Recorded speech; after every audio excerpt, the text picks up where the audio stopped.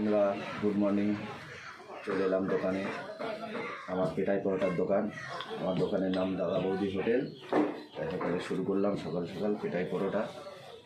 তো বাণীপুর চৌমাথা ইতনা বাজার আমার দোকান। সকাল সকাল শুরু করছি। দোকানের কাজ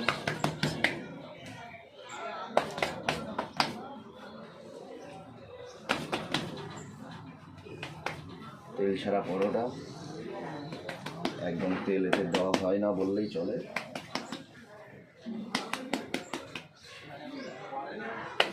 এখন এই রেডি করছি।